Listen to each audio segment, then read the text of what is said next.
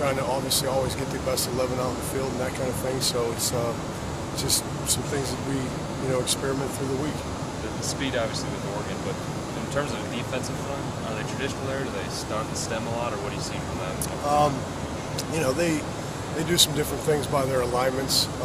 It's a little bit different than most, and their body types. Their two defensive ends are long, tall, really powerful guys that use their hands extremely well, really well coached.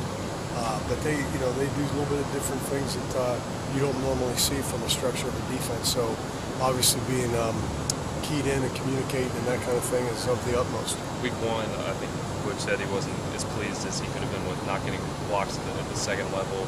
How is that progressing, and how key is it to get hats up there this weekend? Yeah, it's huge. I mean, their linebackers are very active. They run extremely well.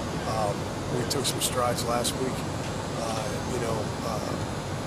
getting better in that area. We're still not where we need to be, and especially against a team like this, again with their speed and how active their backers are, we got to be at our best. So that's been a point of emphasis this week, and all that we do. That it is a very skilled defensive team that we play.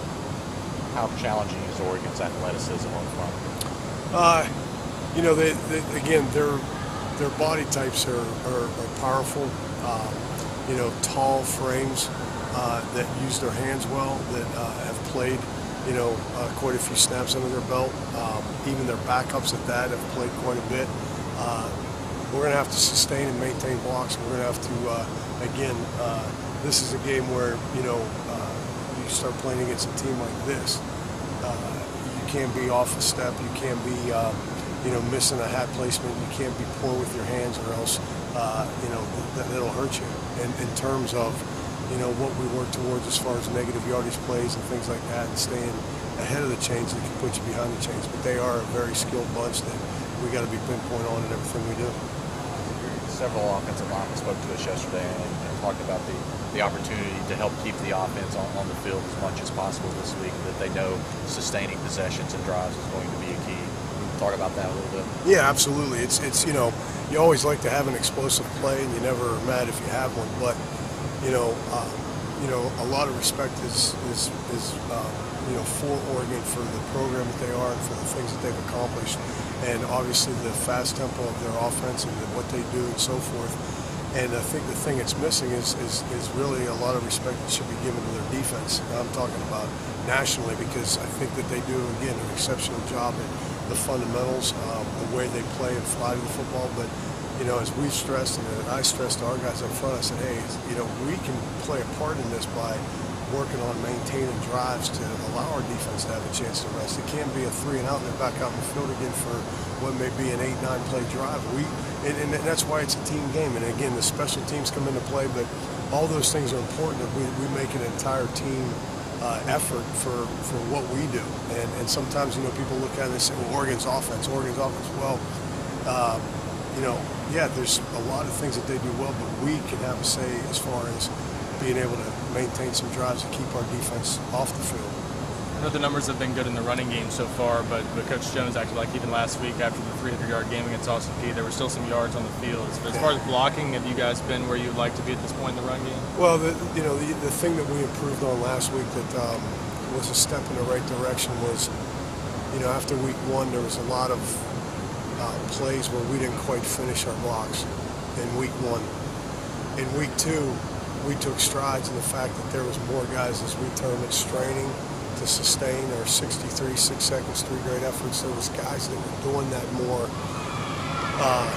early on, and in the third quarter and the fourth quarter, we started to get a little bit winded where it wasn't happening like we'd like to. But I like the fact that we made strides in terms of the effort, and that was pointed out in terms of sustaining blocks. We had more guys that we had with knockdowns that, again, are a result of sustaining the block for a long period of time. It's outworking your opponent.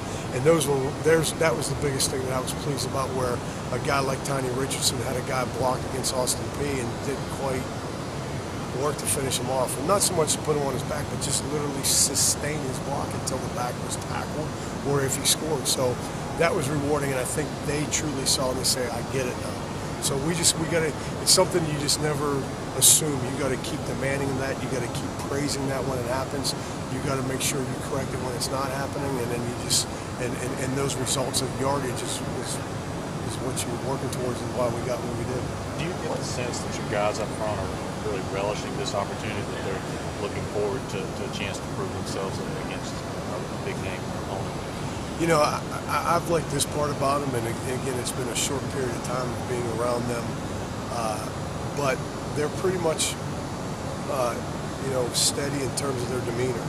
You know, from Austin Peay to last week to this opportunity, which I like that, because, you know, we never would like our guys to be so high and amped for one game and the next game they're not, that you say, well, who's the true you? I think you should bring your approach every week and respect every opponent, regardless if it's 1AA, whether it's Oregon, whether it's whomever, that you truly respect that opponent, you enjoy that opportunity.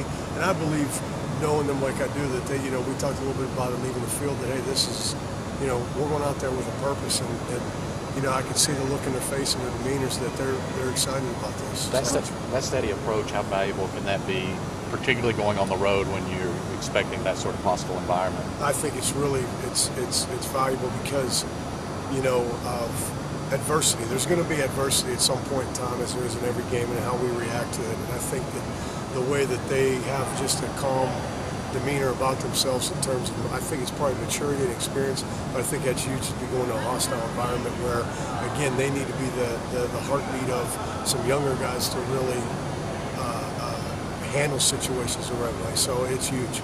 Coach, what does Oregon's defensive line look like, and what are they going to try and do to you guys? They're big, really fundamentally sound, use their hands extremely well.